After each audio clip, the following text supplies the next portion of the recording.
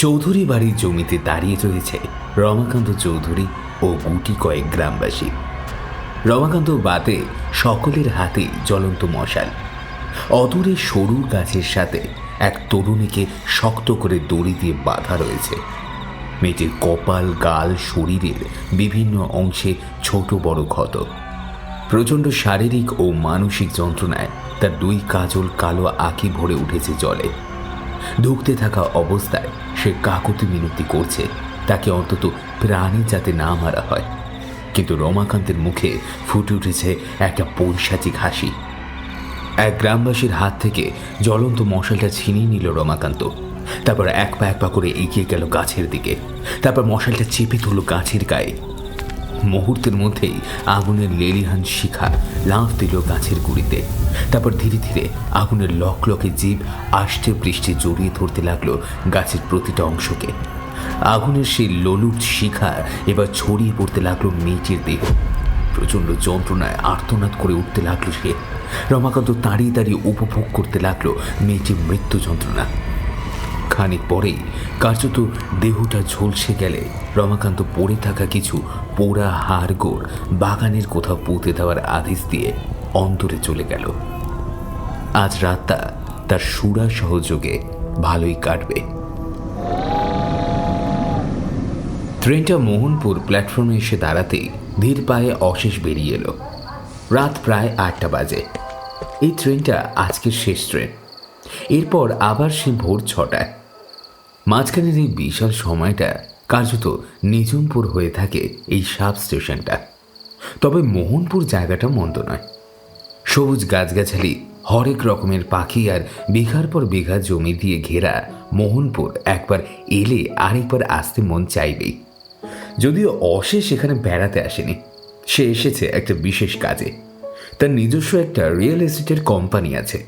এই গ্রামে একটা পুরনো জমিদার বাড়িকে রিনোভেট করে একটা হোটেল বানানোর পরিকল্পনা চলছে তার। মাঝে একদিন শুধু বাড়িটা দেখে গিয়েছে সে। প্রথম দেখাতেই বাড়িটা পছন্দ হয়ে গিয়েছিল তার। এমন জমিদার বাড়ি কার্যত জলের দরে পাবে সে ভাবতেই পারেনি। ছোট্ট সবুজ ঘেরা একটা গ্রামের ইতিহাস আঁকড়ে ধরে রাখা এই বাড়িটাকে হোটেল বানালে যে সেটা ট্রেন্ডিংয়ে যাবে সেটা বলা বাহুল্য। অশেষ একবার ইতিউতি দেখে বুঝল আশেপাশে কেউ নেই। গ্রামের রাত বাড়লেই সবাই খেয়ে দিয়ে শুয়ে পড়ে। তার মধ্যে শীতটাও একটু জাঁকিয়েই পড়েছে। অশেষ পরমের পশমের জ্যাকেটটার মধ্যে দিয়েও যেন ঠান্ডা হাওয়া হাড় কাঁপিয়ে দিচ্ছে তার। ব্যাগ কাঁধে রাস্তার দিকে হাঁটা লাগালো অশেষ। খানিকটা এগোনোর পরেই একটা সরু রাস্তার চোখে পড়ল তার। রাস্তার একধারে টিমটিম করে একটা ল্যাম্পপোস্ট জ্বলছে। আলো আধারে খেলে বেড়াচ্ছে সেই রাস্তা জুড়ে। আশেপাশে চোখ বোলাতে যদিও একটু নিশ্চিন্ত হলো সে। অদূরেই একটা রিক্সা দাঁড়িয়ে আছে। রিক্সার সামনে গিয়ে দাঁড়াতেই অশেষ দেখতে পেল চালক একটা চাদর মুড়ি দিয়ে সিটের উপর বসে বসে ঝিমোচ্ছে। তাকে ঠেলা মেরে তুলতেই আড়মোড়া ভেঙে জিজ্ঞেস করলো কোথায় সে যেতে চায়। অশেষ রাজবাড়ির কথা বলতেই লোকটা একটু যেন চমকে উঠল। অশেষকে আর কিছু বলার সুযোগ না দিয়েই সে দুধদার করে প্যাডেল চালিয়ে কেটে পড়ল সেখান থেকে। ঘটনাটার আকস্মিকতায় হতভম্ব হয়ে গিয়েছিল অশেষ। মাথা চুলকে সে খানিকক্ষণ সেখানেই দাঁড়িয়ে রইল। তারপর মোবাইলে টর্চ জেলে নিজেই হাঁটা শুরু করলো এবার। গতবার যখন এসেছিল তখন সকালের আলো সবটা পরিষ্কার ছিল, তাই রাস্তা চলতেও বিশেষ সমস্যা হয়নি। তখন রিক্সাও এক ডাকে সে পেয়ে যাচ্ছিল। যদিও স্টেশন থেকে জমিদার বাড়ি খুব একটা বেশি দূরে নয়, বড় জোর 8 ঘন্টা হাঁটা পথ হবে। তবু অন্ধকারে এবড়ো খেবড়ো কাঁচা রাস্তা ধরে হাঁটতে বেশ অসুবিধাই হচ্ছিল তার। এভাবে প্রায় অনেকক্ষণ হাঁটার পর অবশেষে চৌধুরী বাড়ির সামনে এসে দাঁড়ালো অশেষ। বাড়িটা অন্ধকারে ডুবে থাকলেও বাড়ির নিচতলায় 2টি জানলায় টিমটিম করে আলো জ্বলতে দেখে নিশ্চিন্ত হলো সে। গতকালই মিস্ত্রিদের দল চলে এসেছে, তাই রাতটা অন্তত পুরোপুরি একা কাটাতে হবে না তাকে এই বাড়িতে। দরজার কাছে পৌঁছাতেই এক মধ্যবয়স্ক ব্যক্তি বাড়ি থেকে বেরিয়ে এলো। যেন তারই অপেক্ষায় ছিল সে। অশেষ তাকে চিনতে পারল। অরুণদা, হেড মিস্ত্রি সে। দীর্ঘদিন ধরে তার কোম্পানির সাথে কাজ করছে। কাজের বাইরেও তার সাথে একটা আলাদা পারিবারিক সম্পর্ক হয়ে গিয়েছে। অশেষকে খুব খাতির করে ভিতরে নিয়ে গেল সে। ইতিমধ্যেই রান্না হয়ে গিয়েছিল। অশেষ হাত পা ধুয়ে আসতেই একজন এসে তার সামনে থালায় করে হাতে গড়া গরম রুটি, ধোয়া ওঠা ডিম কষা নামিয়ে দিয়ে গেল। সেই দুপুরে বাড়ি থেকে লাঞ্চ করে বেরিয়েছে সে। পথে সেরকম কিছুই খাওয়া হয়নি, তাই সামনে এমন সুস্বাদু খাবার দেখে আর বসে থাকতে পারল না অশেষ। এক টুকরো রুটি ছিঁড়ে মাংস দিয়ে মুখে পুরতেই তৃপ্তিতে চোখ বুজে এলো তার। না, রান্নাটা খাসা হয়েছে বটে। খেয়ে দিয়ে খানিক্ষণ পায়চারি করে একটা বই নিয়ে বিছানায় শুয়ে পড়ল অশেষ। ইতিমধ্যেই শীতের দাপট আরো বেড়েছে। লেপটা গায়ে ভালো করে জড়িয়ে নিল সে। টেবিলে রাখা হ্যারিকেনের স্বল্প আলোয় ঘরে আলো ছায়া মিলিয়ে একটা অদ্ভুত মায়াময় জগৎ তৈরি করেছে।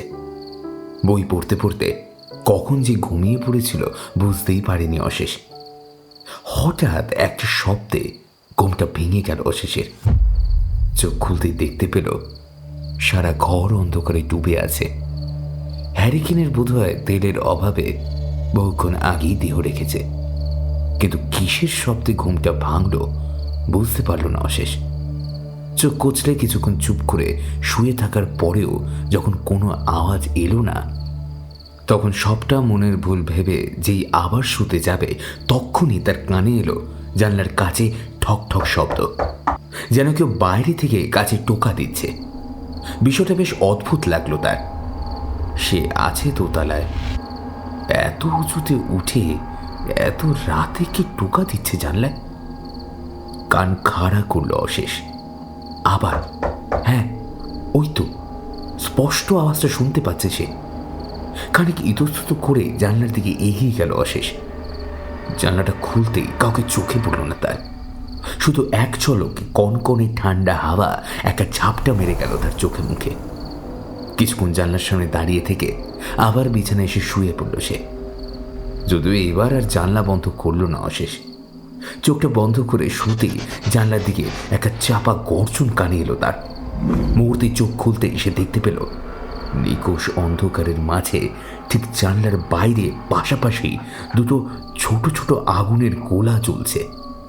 আগন্তুকে হাওয়ায় উড়ন্ত চুল বলে দিচ্ছে ওই গোলা দুটো কারোর চোখ। প্রচণ্ড ভয়ে তৎক্ষণাৎ মোবাইলের আলোটা সেদিকে ফেলতেই আর কাউকে দেখতে পেল না। শুধু কানে ভেসে এলো ঝিঝি পোকার একঘেয়ে সুর। অশেষ কোনো মতে উঠে গিয়ে কাপা হাতে জানলাটা আবার বন্ধ করে দিল। তবে বাকি রাতটা সেভাবে আর ঘুমাতে পারল না সে। পুরোটাই মনের ভুল নাকি নাকি নিখাত বাস্তব, সেটা ভাবতে ভাবতেই রাত কাবার হয়ে গেল।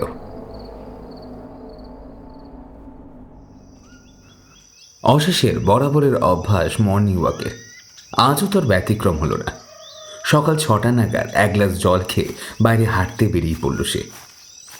কুয়াশা মাখা প্রকৃতিতে শীতের সকাল বড়ই মায়াবী লাগে। ভোরের নরম আলো গায়ে মেখে সবে ঘুম ভাঙছে প্রকৃতি। পথের দুপাশে ছড়িয়ে থাকা ধান ক্ষেত, সবজি ক্ষেত ঢেকে গেছে কুয়াশার চাদরে।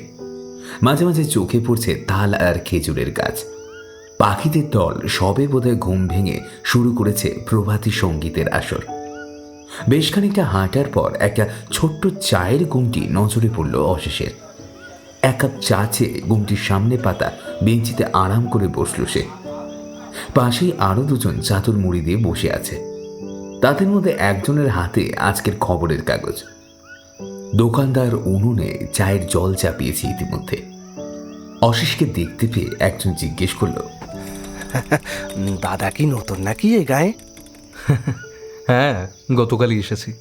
তা এখানে কোনো আত্মীয় আছে বুঝি? আসলে আগে কখনো এখানে দেখিনি তো। না, আত্মীয় নেই। আসলে ওই চৌধুরী বাড়িটা ঠিকঠাক করে একটা হোটেল বানাবো ঠিক করেছি। সেসব কাজে তদারকি করতেই এখানে আসা। চৌধুরী বাড়ির কথা শুনতেই হঠাৎ ভদ্রলোকের মুখটা কেমন ফ্যাকাশে হয়ে গেল। কাঁপা কাঁপা গলায় সে জিজ্ঞেস করল, হ্যাঁ, আপনি চৌধুরী বাড়িতে উঠেছেন? হ্যাঁ, কেন? না না, সেরকম কিছু না। ভদ্রলোকের কথায় ইতিমধ্যে অশেষের কেমন যেন খটকা লাগছে। সেবার জিজ্ঞেস করলো, আমার কেন জানি না মনে হচ্ছে আপনি কিছু বলতে চেয়েও বলছেন না। কিন্তু কেন? দেখুন, যদি কোনো সমস্যা থাকে আমাকে নির্দ্বিধায় বলতে পারেন। চায়ের ভাতটা পাশে নামিয়ে রেখে সে কিছুক্ষণ ইতস্তত করে বলল, আসলে ওই বাড়িটা আমরা পারতপক্ষে এড়িয়েই চলি। বিশেষ করে রাতের বেলায় কেউ পথ মারায় না। কিন্তু কেন? আগে ওই বাড়িটা অভিশপ্ত। যে বা যারা ওখানে থেকেছে তারা সকলেই প্রাণে মারা গেছে। মারা গেছে? কিন্তু কেন? পাশে রাখা চায়ের ভারে একটা লম্বা চুমুক দিয়ে ভদ্রলোক বললেন,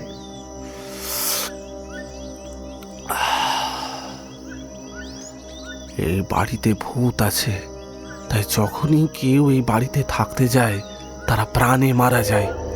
আজ পর্যন্ত কত হাত বদল দেখলাম, কিন্তু কেউ টিকতে পারলো না দুরাতের বেশি। তাই আপনাকে সাবধান করছি, প্রাণে বাঁচতে চাইলে আজই ওই বাড়ি ছাড়ুন। দাদা, আপনারা এই সময় দাঁড়িয়ে এখনো এসবে বিশ্বাস করেন? যত তাড়াতাড়ি সম্ভব বেরিয়ে আসুন এসবের চক্কর থেকে। ভদ্রলোক এবার বিরক্ত চোখে অশেষের দিকে তাকিয়ে উঠে চলে গেল। অশেষ বুঝল মশকরা একটু বেশি করে ফেলেছে সে। অগত্যা বাকি চাটা শেষ করে সেও উঠে পড়ল। চৌধুরী বাড়ির কাছাকাছি যেতে গেটের সামনে একটা নতুন অতিথিকে নজর এলো তার। একটা খয়েরি রঙের নির্ভেজাল পথে কুকুর বসে লেজ নাড়াচ্ছে। কুকুর বিড়ালদের প্রতি বরাবরই আলাদা একটা টান অনুভব করে অশেষ। তার পকেট হাতড়ে একটা বিস্কুটের প্যাকেট বের করে প্রাণীটার সামনে সেগুলো দিয়ে মাথায় হাত বুলিয়ে উঠে দাঁড়াতেই একটা গোলমাল কানে এলো তার। শব্দের উৎস লক্ষ্য করে ভিতরে যেতেই দেখতে পেল বাড়ির ঠিক পাশের পুকুরের ধারে জনা কয়েক শ্রমিক জটলা করে দাঁড়িয়ে আছে। সেখানে অরুণদাও দাঁড়িয়ে আছে, তাকে বেশ চিন্তিত দেখাচ্ছে। অশেষ তাদের দিকে এগিয়ে যেতে সে তাকে দেখতে পেয়ে এগিয়ে এলো। অশেষ জিজ্ঞেস করলো, কি হয়েছে অরুণদা? কোনো সমস্যা হলো নাকি আবার? সমস্যা তো হয়েইছে ভাইয়া। আমাদের একজন মিস্ত্রির দেহ পাওয়া গেছে পুকুরে। কি বলছো তুমি? ঠিকই বলছি, তুমি নিজে গিয়ে দেখে নাও। অরুণের কথা মতো অশেষ এবার ধীর পায়ে পুকুরের দিকে এগিয়ে যেতেই দৃশ্যটা চোখে পড়ল তার। পুকুরের ধারে জলের ওপর একটা দেহ ভেসে আছে। লোকটাকে চেনে সে, গত রাতেই কথা হয়েছে। ইতিমধ্যে জলে ফুলে গিয়েছে শরীরটা। চোখ দুটো স্থির আর অস্বাভাবিক রকমের বড় হয়ে রয়েছে, যেন মৃত্যুর আগে কোনো কিছু দেখে প্রচণ্ড ভয় পেয়েছিল সে। অশেষ আবার অরুণের কাছে ফিরে এসে জিজ্ঞেস করল, কিভাবে হলো এসব? ওরা তো ওই নিচের ঘরে পরপর শুয়েছিল কাল, কিন্তু অত রাতে গগন কি করতে যে পুকুর পাড়ে গিয়েছিল সেটাই তো কারোর মাথায় ঢুকছে না। ফাঁড়িতে খবর দিয়েছো? হ্যাঁ, ওরা আসছেন। আধ ঘন্টার মধ্যেই ফাঁড়ি থেকে বড়বাবু দুজন কনস্টেবলকে সঙ্গে নিয়ে এসে হাজির হলেন ঘটনাস্থলে। বডিটাকে পোস্টমর্টমে পাঠিয়ে উপস্থিত কয়েকজনের সাথে কথা বলে তিনি আবার ফিরে গেলেন। বড়বাবু প্রাথমিক অনুমান, রাতে হয়তো বাথরুম করতে উঠেছিল গগন। তারপর হাত ধুতে পুকুর পাড়ে আসতেই কোনো কারণে হার্ট অ্যাটাক করেছে, আর জলের মধ্যে মুখ থুবড়ে পড়ে শ্বাস বন্ধ হয়ে মারা গিয়েছে। বাকি দিনটা আর সেরকম কোনো কাজই হলো না। গগনের এরকম আকস্মিক মৃত্যুতে সকলেই শোকস্তব্ধ হয়ে পড়েছে। রাতের দিকে রুটি, ডাল আর খেজুর গুড় খেয়ে তাড়াতাড়ি শুয়ে পড়ল অশেষ। আগামীকাল থেকে আবার কর্মযজ্ঞ শুরু হয়ে যাবে।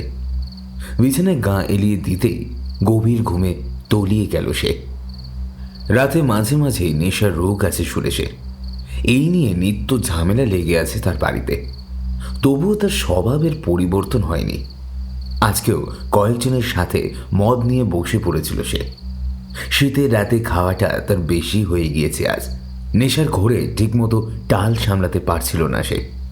কোনো মতো বিপিনের সাহায্যে তক্তাপোষ অব্দি এসে শরীর ছেড়ে দিয়েছিল, কিন্তু মাঝরাতে প্রচণ্ড জোরে বাথরুম পাওয়ার জন্য ঘুমটা ভেঙে গেল তার।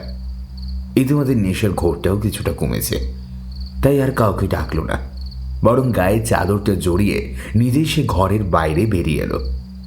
বাড়ির বাথরুমগুলো এখনো সেভাবে পরিষ্কার না হওয়ায় পেছনের দিকে একটা অস্থায়ী জায়গা তৈরি করে নিয়েছে তারা। হ্যারিকেনে নিভু নিভু আলোকে সঙ্গী করে সেখানে গিয়ে হালকা হয়ে নিয়ে ফিরতে যেতেই একটা হালকা খসখস শব্দ কানে এলো তার। চমকে হ্যারিকেনের আলোটা তুলে পিছনে ফিরে তাকাতেই কাউকেই নজরে এলো না। আবার কয়েক পা ফেলতেই সেই এক শব্দ কানে এলো তার, কিন্তু কাউকেই দেখতে পেল না সে। নেশার ঘোরে ভুলভাল শুনছে ভেবে সুরেশ এবার জোরে পা চালাতে শুরু করলো। আচমকা কোনো এক অজ্ঞাত কারণে চারপাশে ঝিঝির আওয়াজও যেন থেমে গিয়েছে হঠাৎ। কিছু একটা অঘটন ঘটার অপেক্ষায় যেন প্রহর গুনছে প্রকৃতি। এবার হঠাৎ করে এক ঝলক ঠান্ডা বাতাস তার ঘাড়ের উপরে এসে পড়ল, যেন কেউ প্রচণ্ড জোরে শ্বাস ফেলল তার ঘাড়ে। সর্বাঙ্গ কেঁপে উঠল সুরেশের। ভয় পেয়ে আবার পিছনে ফিরে তাকালো সে, কিন্তু এবারেও কাউকে দেখতে পেল না। কিন্তু এক ফোঁটা হাওয়া না থাকলেও হ্যারিকেনের শিখাটা অদ্ভুতভাবে কাঁপতে লাগলো। সুরেশ এবার হাঁটার গতি বাড়িয়ে দিল। ঠিক তখনই একটা শক্ত হাত চেপে ধরল তার কাঁধ। প্রবল আতঙ্কে সুরেশ এবার নিজের হৃদস্পন্দ স্পষ্ট টের পাচ্ছে। ঘাড় ঘোরানোর আগেই প্রচণ্ড ধাক্কা মেরে কেউ তাকে মাটিতে ফেলে দিল। মাটির উপর মুখ থুবড়ে পড়ল সুরেশ। হাতের হ্যারিকেনটা অদূরে ছিটকে পড়ে ভেঙে গিয়ে নিভে গেল। এবারে কেউ তার চুলের মুঠি ধরে মাটির উপরে দিয়ে ঘষটাতে ঘষটাতে নিয়ে চলল তাকে। এবড়ো খেবড়ো মাটিতে নুড়ি পাথরের আঘাতে সুরেশের নাক মুখ ঝরে রক্ত পড়তে লাগলো। অদৃশ্য আততায়ীর নাগালে না পেয়ে সে হাত পা ছুটতে লাগলো ক্রমাগত।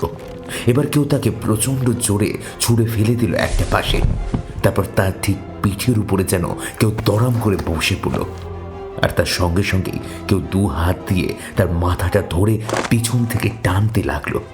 ওদিকে পিঠের ওপরে বসে আস্তে আস্তে চাপ বাড়তে লাগলো তার। ধীরে ধীরে দম বন্ধ হয়ে আসতে লাগলো সুরেশের।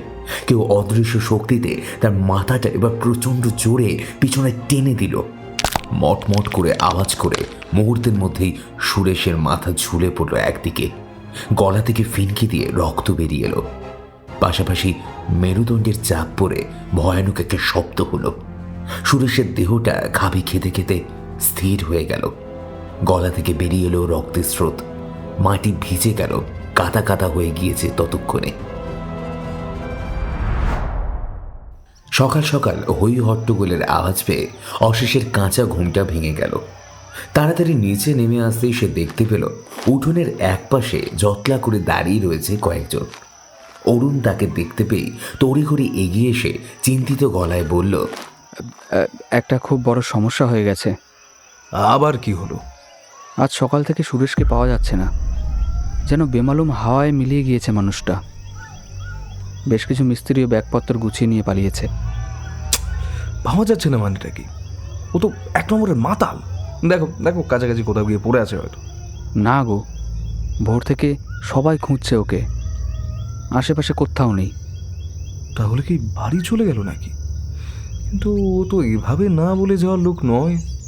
আর বাড়ি গেলে তো সঙ্গে করে ব্যাগটা নিয়ে যেত, কিন্তু সেটা তো ঘরের ভিতরেই পড়ে আছে। শুধু সুরেশ উধাও। তাহলে একবার তো ফাঁড়িতে গিয়ে একটা মিসিং ডায়েরি করতে হয়। এভাবে একটা জলজান্ত মানুষ তো হাওয়ায় মিলিয়ে যেতে পারে না, তাই না? চলো তাহলে আমরা বরং ফাঁড়িতে গিয়ে সবটা জানিয়ে আসি। অশেষ ঘাড় নেড়ে ভিতরে নিয়ে একটা জ্যাকেট গলিয়ে নিয়ে আবার বেরিয়ে এলো। তারপর অরুণকে সঙ্গে নিয়ে রওনা দিল ফাঁড়ির উদ্দেশ্যে। বড়বাবু অরুণের মুখে সবটা শুনে গুম মেরে গেলেন। তারপর বললেন, দেখুন অশেষবাবু, গতকাল গগনের বডি পাওয়া গেল, আর আজ ভোর থেকে সুরেশ মিসিং। আমরা আজ থেকেই ওর খোঁজ শুরু করব অবশ্যই, কিন্তু দুটো ঘটনার মধ্যে একটা লিঙ্ক যেন আছে মনে হচ্ছে। কেন মনে হচ্ছে এমন? আমি এখানে এসেছি মাত্র বছর দুয়েক হলো, কিন্তু এখানকার রেকর্ড চেক করতে করতে বুঝলাম আগেও ওই বাড়িতে এমন অনেক রহস্যময় ঘটনা ঘটেছে। তারপর থেকেই বাড়িটা বহু বছর বন্ধ পড়েছিল। আপনারাই আবার অনেক বছর পর ওই বাড়ির পথ মারালেন, এবং সঙ্গে সঙ্গেই আবার শুরু হলো অদ্ভুত সব ঘটনা। ওসি মনোজ মিত্রের কথা শুনতে শুনতে পরশুরাতের ঘটনাটা মনে পড়ল অশেষের। সত্যি বড় অদ্ভুত ঘটনা ছিল। তাহলে কি করণীয় আমার এখন? আমি পরামর্শ দেবো আপনারা বরং শহরে ফিরে যান, ছেড়ে দিন জায়গাটা। হে, আপনি কি বলছেন? আমি অলরেডি অনেকগুলো টাকা ইনভেস্ট করে ফেলেছি এই প্রজেক্টে। এখন পিছিয়ে এলে আমার অনেক বড় ক্ষতি হয়ে যাবে। টাকার চেয়েও জীবনের দামটা অনেক বেশি অশেষ বাবু। এবার বাকি ডিসিশন তো আপনার।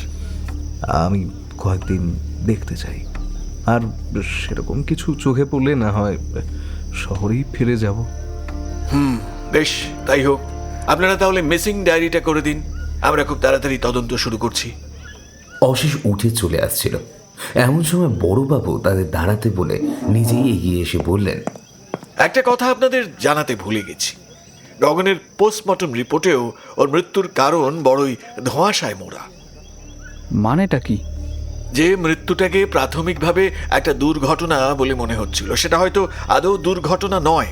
কারণ গগনের শরীরের বাইরে কোনো আঘাত না থাকলেও শরীরের ভেতরের প্রতিটা হাড় ওর ভেঙে টুকরো টুকরো হয়ে গেছে।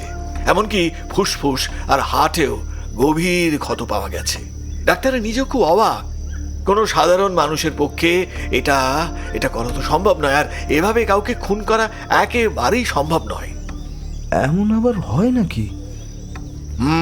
সেটাই তো ডাক্তাররা তো নিজেরাই এই ঘটনার কোনো ব্যাখ্যা দিতে পারছেন না। যাই হোক, আপনারা সাবধানে থাকবেন। অশেষ আর অরুণ ফাঁড়ি থেকে বেরিয়ে চৌধুরী বাড়ির পথ ধরল। দুপুরে সেরকম কিছুই আর মুখে তুলল না অশেষ।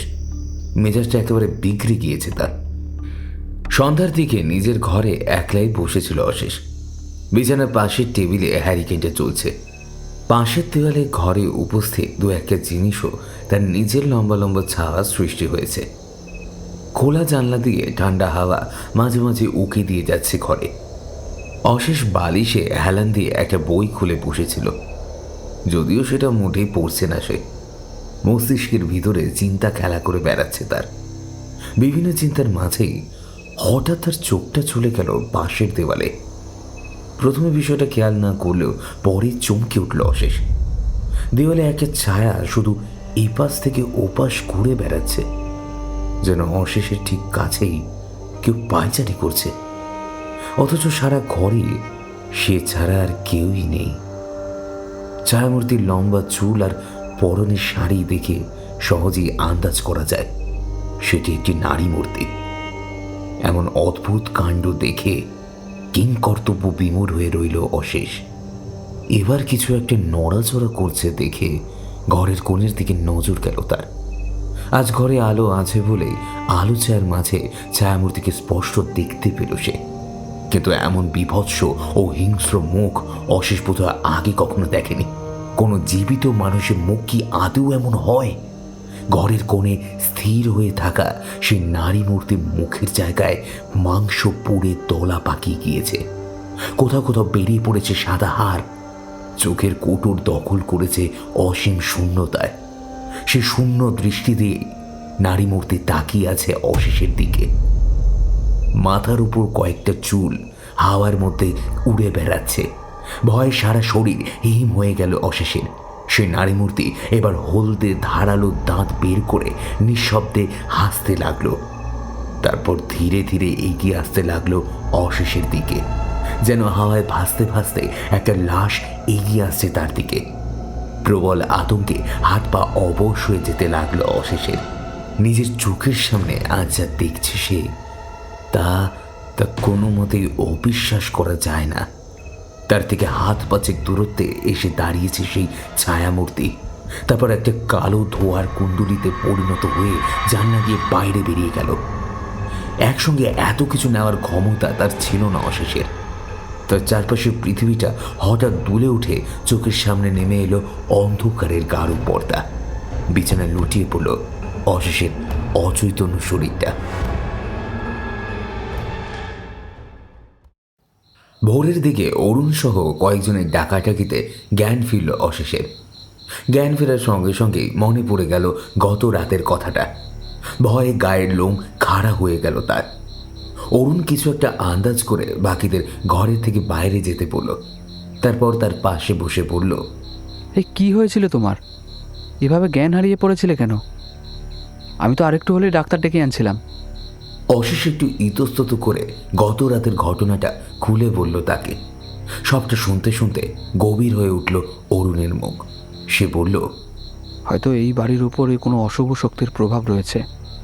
এইসবে আমি কখনো বিশ্বাস করিনি দাদা, কিন্তু কাল নিজের চোখে যা দেখলাম তারপর আর অবিশ্বাসী বা কিভাবে করি বলো। তাহলে এবার আমাদের করণীয় কি? ভাবছি আজই কলকাতায় রওনা দেব। ব্যবসার শখ আমার ঘুচে গেছে। বেশ, তবে তাই হোক, আমি সব ব্যবস্থা করছি। তুমি বরং চোখে মুখে একটু জল দিয়ে বাইরে থেকে একটু ঘুরে আসো, তাহলে মনটা ভালো লাগবে। অশেষ ঘাড় নেড়ে সম্মতি জানালো। অশেষ আগের দিনের মতো গ্রামের কাঁচা রাস্তা ধরে হাঁটছিল। বেশ কিছুটা হাঁটার পর আবার সেই চায়ের দোকানটা চোখে পড়ল তার। দেখতে পেল সেই একই ভদ্রলোক সেখানে বসে চা খাচ্ছেন আর পাশে বসে এক বৃদ্ধের সঙ্গে কথা বলছেন। কি মনে হতে অশেষ সেই ভদ্রলোকের পাশে গিয়ে বসে পড়ল। তিনি একবার আর চোখে তার দিকে তাকিয়ে আবার গল্পে মশগুল হয়ে পড়লেন। অশেষ নিজেই এবার মুখ খুলল। আপনি সেদিন ওই চৌধুরী বাড়ি নিয়ে কি যেন বলছিলেন, যদি সবটা একটু খুলে বলেন তাহলে খুব ভালো হয়। হঠাৎ এমন প্রশ্ন? সেদিন তো বললেন আপনি নাকি বিশ্বাস করেন না এসবে, আর আজ পাল্টি খেয়ে জিজ্ঞেস করতে এসেছেন। অশেষ বুঝল আগের দিনের ওভাবে ব্যঙ্গ করার ফলে ভদ্রলোক বেজায় চটেছেন। তাই সে ধীর স্থির গলায় বলল, কাল রাত অবধি সত্যিই বিশ্বাস করতাম না, কিন্তু রাতে যা দেখলাম। অশেষ কথা শেষ করার আগেই আবার সেই ভদ্রলোক বললেন, এখন নিজের চোখে দেখেছেন বলে সবটা বিশ্বাস করে নিলেন? আসলে কি বলুন তো, এই শহরের শিক্ষিত মানুষেরা আমাদের মানুষের পর্যায়ে ফেলে না, তাই আমাদের সব কিছুই তাদের কাছে হাসির খোরাক। ভদ্রলোকের পাশে বসে থাকা বৃদ্ধ এবার বললেন, আহা, ওকে এভাবে বলছিস কেন মৈতুল? খুব কম মানুষই এসবে চট করে বিশ্বাস করে। আর তাছাড়া উনি আমাদের গ্রামের অতিথি। ওনার সাথে এসবভাবে এইভাবে কথা বলিস না। জনৈক মইদুল বৃদ্ধের ধাতানি খেয়ে চুপ করে গেল।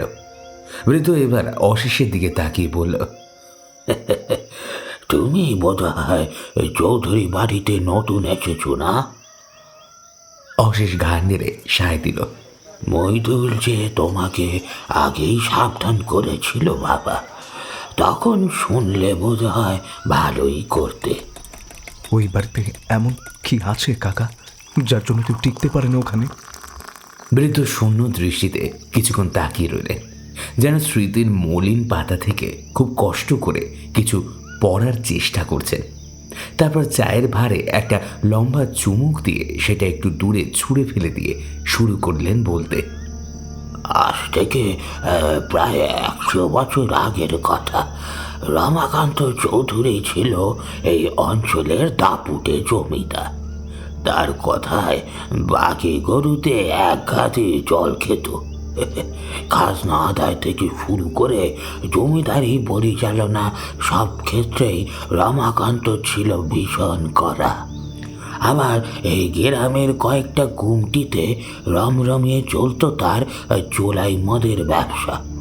এছাড়াও রমাকান্ত ছিল অত্যন্ত নোংরা চরিত্রের একটি লোক। রাতের বেলাতেই তার ভিতরের ভেদ লুকিয়ে থাকা বাসবিক চরিত্রটা বেরিয়ে আসতো। রাতে জমিদার বাড়ির অন্দরে বসত বাইজি নাচ আর মদের আসর। কখনো কখনো গ্রামের কোনো সুন্দরী মেয়ের উপর কুনজর পড়লে তাকেও ছাড়ত না সে। এভাবে বহু মেয়ে সর্বনাশ করে নিজের অপরাধ লুকাতে তাদের মেরে মাটির তলায় পুঁতে দিত। কিন্তু এই গ্রামের মেয়ে নিরুপমা একদিন ওই রমাকান্তের বিরুদ্ধে কার্যত বিদ্রোহ ঘোষণা করল। গ্রামের মেয়ে বউদের সঙ্গে নিয়ে রমাকান্ত বেশিরভাগ চোলাইয়ের গুমটি ভেঙে গুড়িয়ে দিল। জমিদার বাড়ির অন্দর হয়ে চলা একের পর এক কেচ্ছা ফাঁস করতে লাগলো সে। স্বাভাবিকভাবেই রমাকান্তের বিষ নজর পড়ে গেল সে। এতটা বলে বৃদ্ধ দম নেওয়ার জন্য একটু থামলেন। তারপর গলা খাঁকড়ে দিয়ে আবার শুরু করলেন বলতে। তারপর এক রাতে রমাকান্ত আর তার বউ ধরা কিছু গ্রামের লোক মেয়েটাকে ডাইনি অপবাদ দিয়ে বাড়ি থেকে টেনে হিচড়ে নিয়ে এলো এই চৌধুরী বাড়ির বাগানে। তারপর গাছের সঙ্গে বেঁধে গায়ে আগুন ধরিয়ে দিল। জল জ্যান্ত মেয়েটা আগুনে পুড়ে যন্ত্রণায় ছটফট করতে করতে মরেছিল গো বাবা। ঘটনাটা চাপা দেওয়ার জন্য পড়ে থাকা কিছু পোড়া হাড়গোড় বাগানের এক পাশের মাটিতে চাপা দিয়ে দেওয়া হলো, কিন্তু বাপ ছাড়ে না বাপকে। এরপর চৌধুরী বাড়িতে যেন মরক লাগলো।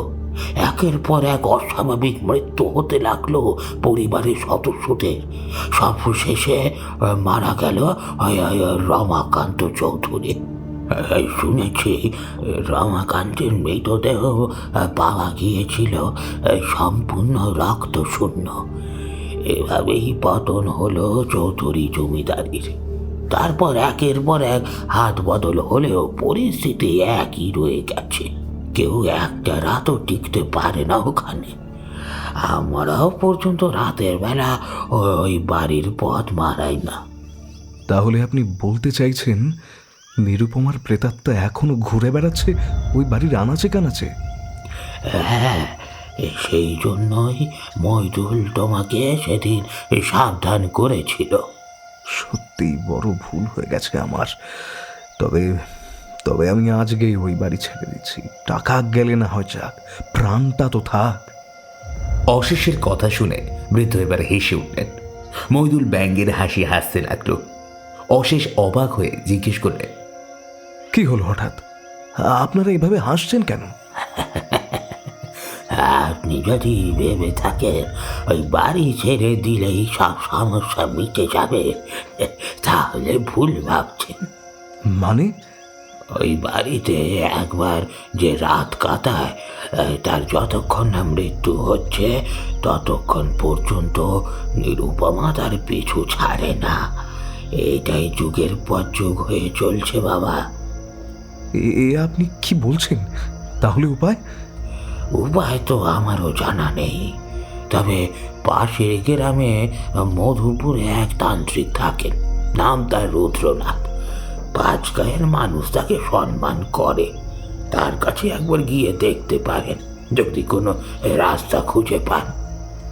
তবে তাই হোক, আমি এক্ষুনি বেরোচ্ছি। ধন্যবাদ আপনাদের। অশেষ আর দাঁড়ালো না, কার্যত দৌড় দিল মধুপুরের উদ্দেশ্যে। দুপুরের মধ্যে মধুপুরে পৌঁছে গেল অশেষ। একটা রিক্সা ভ্যান ডেকে রুদ্রনাথ তান্ত্রিকের নাম বলতে সে বিনা বাক্য ব্যয়ে তাকে রুদ্রনাথের ছোট্ট মাটির বাড়িটার সামনে নামিয়ে দিল। ছোট বড় গাছের মাঝখানে রুদ্রনাথের মাটির বাড়িটা দাঁড়িয়ে রয়েছে। চারিদিকে বাঁশের বেড়া দেওয়া। পরিবেশে ছড়িয়ে রয়েছে একটা অদ্ভুত নিস্তব্ধতা। ঘরের ভিতরে উঁকি মারতেই অশেষ দেখতে পেল দীর্ঘাকায় একটা মধ্যবয়স্ক ব্যক্তি পুজোয় ব্যস্ত। দাঁড়িয়ে আর গোফের জঙ্গলে ঢাকা শান্ত সৌম্য মুখ তার। পরনে লাল ফতুয়া আর সাদা মলিন ধুতি। হাতের কবজিতে কয়েকটা পুঁতির মালা জড়ানো শুধু। অশেষ একটু দূরে চুপ করে বসে রইল পুজো শেষ হওয়ার অপেক্ষায়। যদিও বেশিক্ষণ তাকে অপেক্ষা করতে হলো না। কিছুক্ষণের মধ্যেই রুদ্রনাথের পুজো শেষ হয়ে গেল। আসন গোটাতে গোটাতে সে অশেষকে দেখতে পেয়ে ভারী অবাক গলায় জিজ্ঞেস করল, আপনি তো ঠিক চিনলাম না, কখন এলেন? আমি অশেষ রায়, কলকাতায় থাকি। মোহনপুর গ্রামে এসেছিলাম ওই চৌধুরী বাড়িতে একটা হোটেল বানানোর উদ্দেশ্যে। কিন্তু তারপর থেকে যেভাবে একের পর এক অদ্ভুত ঘটনা ঘটে চলেছে, কার্যত বাধ্য হয়ে ছুটে এসেছি আপনার কাছে। কি হয়েছে? আর মোহনপুরের চৌধুরী বাড়িতেই বা উঠলেন কেন? চৌধুরী বাড়ি সম্পর্কে আমি আগেই জানতাম, কিন্তু সেটা যে এতটা ভয়ঙ্কর জানতাম না। সবচেয়ে বড় কথা, তোমার উপর যে অশুভ ছায়া পড়েছে তা আমি স্পষ্ট দেখতে পাচ্ছি। যে কোনো সময় তোমার উপর সে ঝাঁপিয়ে পড়বে, তাই যত শীঘ্রই সম্ভব ওই অশুভ শক্তির কবল থেকে মুক্ত হতে হবে। সেটা কিভাবে সম্ভব? নিরুপমার আত্মা এখনো শান্তি পায়নি বলেই সে বছরের পর বছর ধরে ঘুরে বেড়াচ্ছে ওই বাড়ির চারপাশে।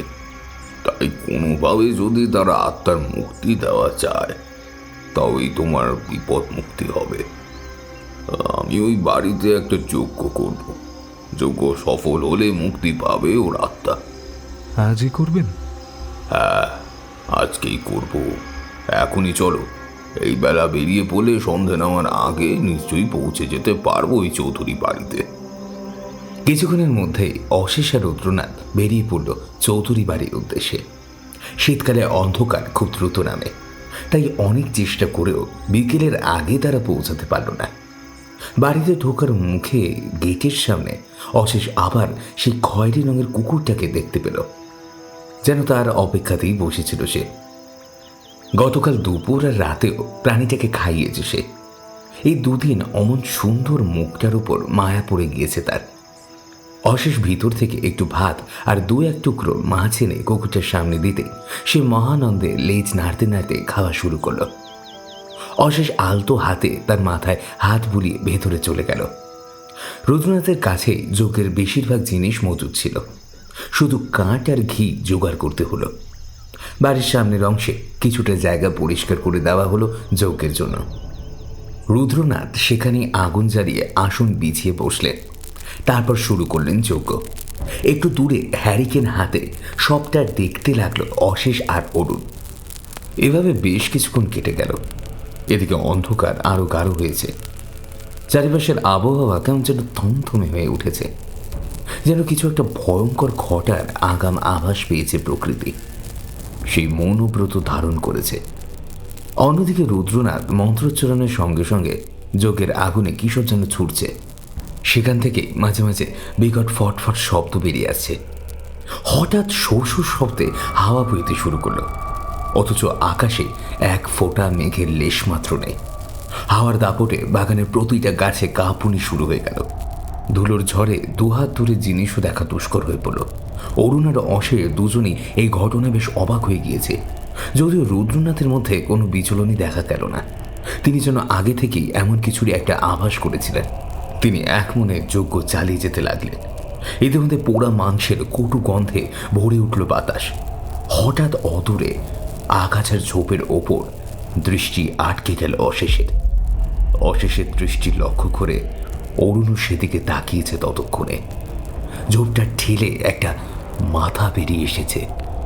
আদলটা মানুষের মতো হলেও মোটেই সেটা মানুষের মাথা নয়। এই একই ভয়ঙ্কর মুখ সেদিন ঘরে দেখতে পেয়েছিল অশেষ। মাথার সাথে সাথে এবার সম্পূর্ণ শরীরটা কার্যত হামাগুড়ি দিয়ে বেরিয়ে এলো ঝোপের ভিতর থেকে। তারপর ওভাবেই সেটা তীব্র গতিতে ধেয়ে এলো রুদ্রনাথ তান্ত্রিকের দিকে। কিন্তু রুদ্রনাথের কাছাকাছি যেতেই যেন একটা অদৃশ্য বর্মে ধাক্কা খেয়ে সেই মূর্তি ছিটকে দুপা পিছিয়ে সরে গেল। সেটা দেখে মৃদু হাসি ফুটে গেল রুদ্রনাথের ঠোঁটের কোণে। বারবার ব্যর্থ হয়ে প্রচণ্ড রাগে সে গর্জন করতে লাগলো। এবার ইতিমধ্যে ঠান্ডাটা যেন আরো জাঁকিয়ে বসতে লাগলো শরীরে। মোটা জ্যাকেট ভেদ করে হাড় পর্যন্ত কাঁপিয়ে দিচ্ছে যেন। কিছুক্ষণের মধ্যেই চারপাশটা কুয়াশার সাদা চাদরে আঁকড়ে ধরেছে। সামান্য দূরের বস্তুও দৃষ্টি এখন আড়ালের বাইরে চলে যাচ্ছে। রুদ্রনাথ যজ্ঞ না থামালেও সেও কিঞ্চিত অবাক হয়েছে, কারণ এমন হওয়াটার কোনো কথাই ছিল না। হঠাৎ ঘাড়ের কাছে শীতল হাওয়ার ঝাপটা পড়তেই চমকে পিছন ফিরে তাকাতেই সর্বাঙ্গ আতঙ্কে অবশ হয়ে গেল অশেষের। তার ঠিক সামনেই চেনা একটা বীভৎস মুখ তারই দিকে হিমশীতল দৃষ্টিতে চেয়ে আছে। পুড়ে চামড়া গুটিয়ে যাওয়া সেই মুখের প্রতিটা রেখায় খেলা করছে ক্রূরতা। দগ্ধ দেহের বিভিন্ন জায়গায় হাড় বেরিয়ে এসেছে, সেখানে কিলবিল করছে পোকাদের দল। ইতিমধ্যে বিষয়টা চোখে পড়েছে রুদ্রনাথেরও। সাথে সাথে বুঝতে পারলেন যজ্ঞে বসার আগে একটা মারাত্মক ভুল করে ফেলেছেন তিনি। অশেষ আর অরুণের দেহ বন্ধন করাই হয়নি, কিন্তু এই মুহূর্তে যজ্ঞ ছেড়ে উঠলে তাদের তিনজনকে মারা যেতে হবে। তাই কার্যত বাধ্য হয়েই মন্ত্রোচ্চারণের গতি বাড়ালেন তিনি। অন্যদিকে নিরুপমার প্রেতাত্মা এবার লকের লম্বা জিভ দিয়ে ঠোঁটটা চেটে নিল ভালো করে। ঠোঁট বেয়ে গড়িয়ে পড়ল লালা। মুখের ভিতরের সারিবদ্ধ হলুদ দাঁতগুলো চোখ এড়োল না অশেষে। মৃত্যুকে এত সামনে দেখে তার হাত পা আর নিজের নিয়ন্ত্রণে নেই।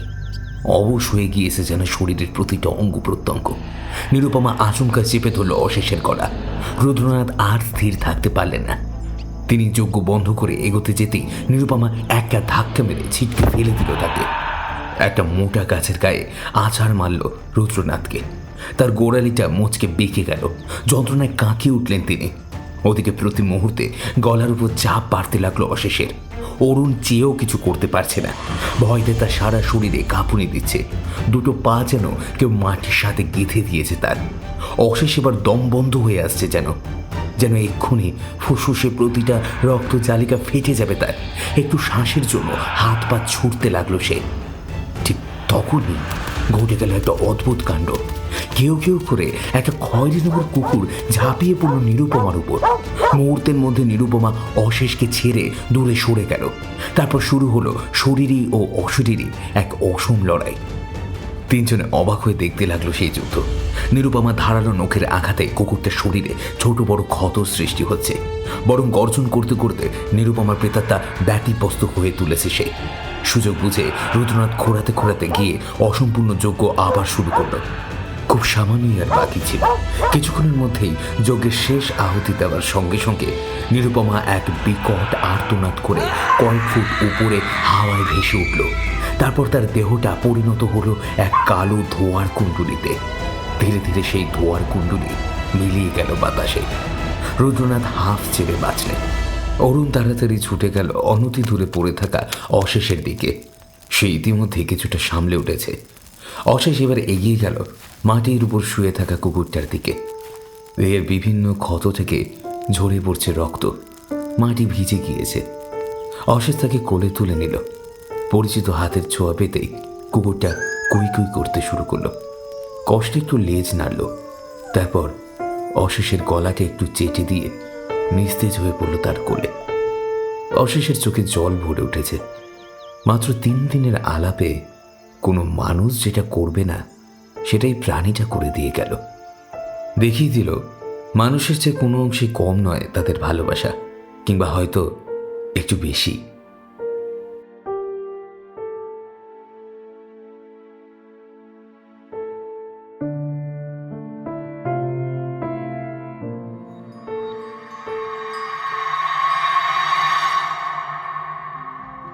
শুনছিলেন লেখক চন্দ্ররূপ ব্যানার্জির কলমে গ্রাম বাংলার হারহিম করা ভূতের গল্প মোহনপুরের চৌধুরী বাড়ি। গল্প পাঠে ছিলাম আমি দিব্যেন্দু দাস। অন্যান্য চরিত্রে ছিল রাহুল, রাজ, অভিক এবং শুভঙ্কর। কেমন লাগলো আপনাদের আজকের এই গল্পটি জানাবেন আমাদের ইউটিউব কমেন্ট সেকশনে। আজকে গল্পে আবহতে ছিল অভ্র এবং পোস্টার ডিজাইনে চিত্রায়ন। ভালো থাকবেন, সুস্থ থাকবেন, আর সঙ্গে কিন্তু রাখবেন আপনাদের চ্যানেল ভঙ্গকথা। আপনারা আমাদের চ্যানেলে নতুন হলে এবং আমাদের চ্যানেলের সকল গল্পগুলোকে শুনতে প্লিজ সাবস্ক্রাইব করে দেবেন, কারণ আমরা খুব শীঘ্রই 50,000 সদস্য হতে চলেছি। আপনাদের সহযোগিতা পেলে খুব শীঘ্রই তা হয়ে যাবে। আর আমাদের কাজগুলো ভালো লেগে থাকলে প্লিজ আপনাদের বন্ধু বান্ধব এবং সকলের কাছে একটু শেয়ার করে দেবেন। এটা কিন্তু আমাদের কাছে অনেক বড় প্রাপ্তি। ভালো থাকুন, সুস্থ থাকুন।